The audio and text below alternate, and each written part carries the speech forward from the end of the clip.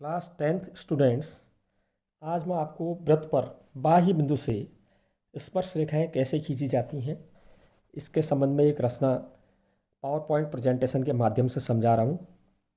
और मैंने अलग अलग स्लाइड्स में अलग अलग चरणों के माध्यम से उसको समझाने का प्रयास किया है।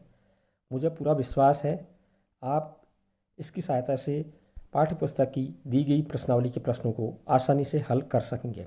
तो बच्चों, आप प्रत्येक स्लाइड को ध्यान से देखिए और उन्हें समझिए। उसके पश्चात अपने पाठ्य पुस्तक के प्रश्नावली के प्रश्नों को हल करने का प्रयास कीजिए। तो चलिए बच्चों, प्रारंभ करते हैं। पहले चरण में सबसे पहले आपको एक वृत्त की त्रिज्या दी हुई होगी, तो आप किसी बिंदु को केंद्र मानकर दी गई त्रिज्या का एक वृत्त आप पहले खींच लेंगे। तो इस चरण को मैं दूसरे और वाले चरण में और अच्छी तरह से समझाऊंगा कि हम केंद्र का नाम भी ले लेंगे। ठीक है, तो दूसरे चरण में चलते हैं बच्चों। सबसे पहले हमने बिंदु O को केंद्र मानकर दी गई त्रिज्या का एक वृत्त खींच लिया है। वो त्रिज्या हमें दी होगी 2 सेमी, 3 सेमी, 4 सेमी या 5 सेमी, जो भी दी है। तो हम बिंदु O को केंद्र मानकर सबसे पहले दी गई त्रिज्या का वृत्त खींच लेंगे। अब बच्चों, हमें वृत्त के बाहर केंद्र से कुछ दूरी पर एक बिंदु दिया होगा, तो हम केंद्र से स्केल की सहायता से मापकर वह बिंदु दर्शा लेंगे। मैंने इस रचना में यहाँ पर उस बिंदु का नाम P लिया हुआ है जो केंद्र से कुछ दूरी पर स्थित है। तो चलिए बच्चों, तीसरे चरण की ओर। अब यहाँ से हमारी रचना का महत्वपूर्ण मोड़ आ जाता है। ये तीसरे चरण में जो है, हम क्या करेंगे, वृत्त के केंद्र O से जो बाह्य बिंदु P लिया हुआ है उसको मिला देंगे, अर्थात OP रेखाखंड हम खींच लेंगे। अब चौथे चरण में चलते हैं बच्चों।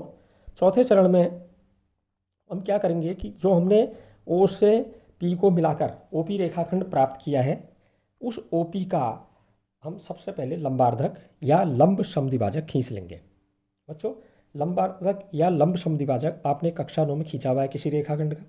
सबसे पहले जैसे यहाँ पर हमने OP का लंबार्धक खींचना है, तो हम बिंदु O को केंद्र मानकर OP की आधी से अधिक दूरी का चाप O को केंद्र मानकर ऊपर और नीचे ले लेंगे। उतनी ही दूरी का चाप बिंदु P को केंद्र मानकर भी ऊपर नीचे ले लेंगे। जहाँ ये चाप ऊपर और नीचे काटते हैं उनको आपस में मिला देंगे एक रेखा द्वारा। रेखा को आगे पीछे बढ़ा लेंगे। यह रेखा OP को एक बिंदु पर काटेगी। यहाँ पर वह बिंदु मैंने M ले लिया बच्चों। तो चलिए अगले चरण की ओर चलते हैं। ये बड़ा महत्वपूर्ण चरण है। पाँचवें चरण में बच्चों, हमने O से P को मिलाया और OP का लंबार्धक खींचा। वह लंबार्धक OP को M बिंदु पर प्रतिच्छेद करता है या काटता है, ये आपने देख लिया है। अब बच्चों, यहाँ पर क्या करना है, जो M बिंदु हमें प्राप्त हुआ है OP पर, उस M बिंदु को केंद्र मानकर और OM दूरी को त्रिज्या लेकर के हमने एक अन्य वृत्त की रचना करनी है। फिर हमने जो वृत्त खींचा है, यह वृत्त पहले दिए हुए वृत्त को, जो O केंद्र वाला वृत्त था, उसको दो बिंदुओं पर प्रतिच्छेद करता है। यहाँ पर दो बिंदु मैंने ले लिए हैं, A और B। तो अगले चरण की ओर चलते हैं बच्चों। अब अगला छठा चरण जो है, अभी तक आपने देखा कि जो हमने दूसरा वृत्त खींचा वो पहले वृत्त को A और B दो बिंदु पर काटता है। अब बच्चों, हमने ये करना है कि जो बाह्य बिंदु P था, उस बाह्य बिंदु P से A को और बाह्य बिंदु P से B को मिला देना है।